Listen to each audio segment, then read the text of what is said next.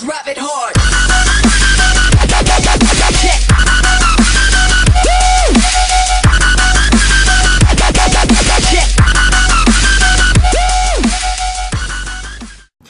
Hey guys, it's Vince from Team 2 Legit to Crit. Gonna bring you a new deck profile out of set 16. The first deck that I got out of here that I've been super excited for is the Brawler deck. Went ahead and sleeved it in the good old blood sleeve since they have the similar effect of attacking your front row or more units than one of the original Narukami idea. Starter, Spark Kid Dragoon. I don't like the new Brawler starter because it kind of eats up your counterblasts unnecessarily, plus he makes sure you hit your cross ride. Of course, grade 3s, you have your best boss monster of the deck, Big Bang Knuckle Buster. CB1, while in Legion, you put a Big Bang Knuckler from your hand into the soul, and he swings at 4 units at one time with an additional plus 5 power. Sorry. And if you have Big Bang Knuckle Dragon in the soul, he becomes a 13k base.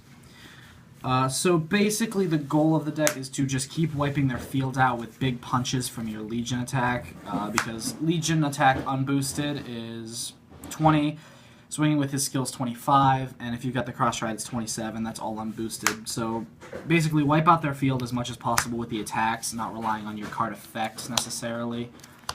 But the other grade 3 is CB2. It's a special counterblast of 2 Brawler CB2. He also gets plus 5, but he only swings at their front row. So whereas he CBs more, he CBs better. This guy gets plus 3,000 if you Soul Blast when he attacks, so it's an okay standalone Vanguard, but you really want this, which is hence why you play grade 3 Searcher. Grade 2's 4 of Big Bang Knuckler's mate, Big Bang Slash Dragon, so Big Bang Slash Buster. He gets plus 2,000 if you're attacking with a Big Bang on the Vanguard, so he gets plus 2. He's an 11k swing, and if a Brawler in its Vanguard attack hits, he gets plus 3,000.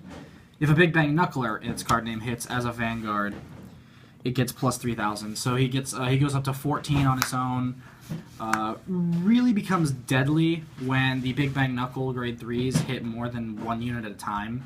You can swing at 4 cards, and if you hit the 3 rear guards, he's going to go up by 9 alone. His own plus 2 makes him a 20k swing. 3 of the Big Bang Knuckle Dragon's mate. He has the same ability, plus 3 if a Vanguard Brawler hits.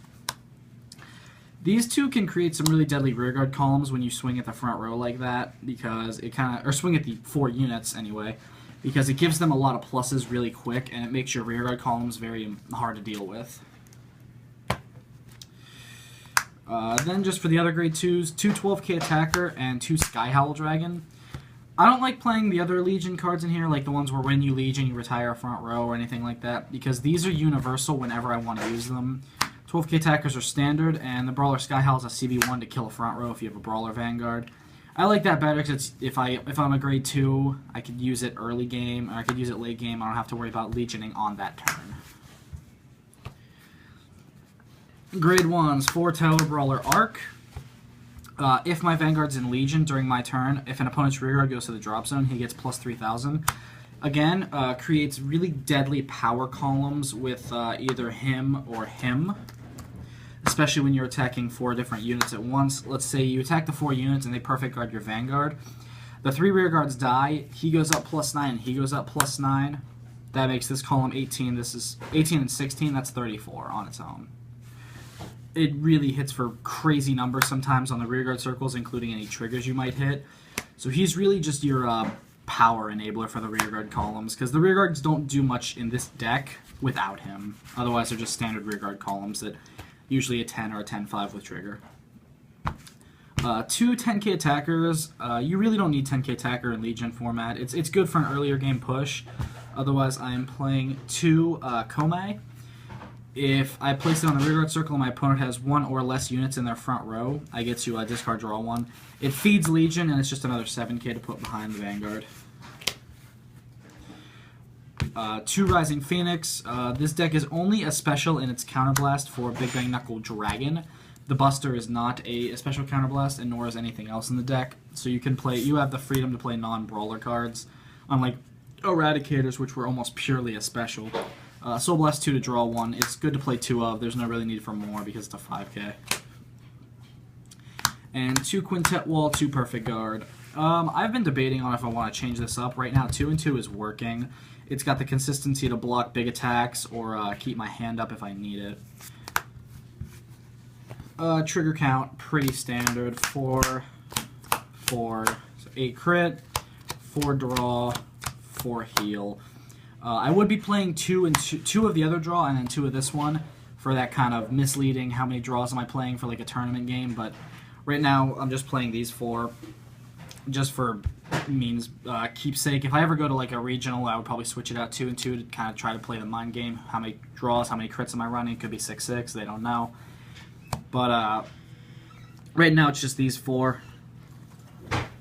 I will step it up whenever I need to find the other ones. This is really a meta deck. It's super competitive and one of the best decks out of set 16 period, just because it doesn't have to use card effects to retire the opponent's units, and it doesn't have to rely on card effects. It works on, I guess necessarily you could say card effects, but just the attacks in general. Being able to attack the units without having to retire them specifically is good. And it's Legion, so you're swinging giant numbers at their rear guards. It's fantastic, and it wipes out 3 rear guards at a time per turn for 1 counterblast. And being the first cross-ride Legion we have is ridiculously powerful. Alright, so that was the deck profile. I appreciate you guys watching. Remember to rate, favorite, comment, like, subscribe. We will see you guys in the next video.